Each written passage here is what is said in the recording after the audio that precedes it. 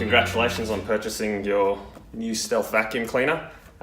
We just want to show you how to change the disposable bag in it. It should come already in there, but just for when you've got to replace it. You've got your cloth bag, and it does come with your intake filter as well. The cloth bag sits quite snugly right in there, nice and flat.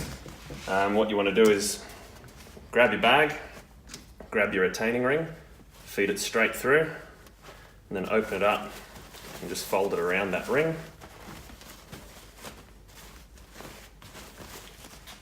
And then just feed it straight into there. The ring should sit quite nicely into the cloth bag as well. There's a lip for it. Once you've got it in there, just make sure you press it all down because you want it to just sit nice and flush, like so. Grab the lid, straight back on, give it a click across, and away you go.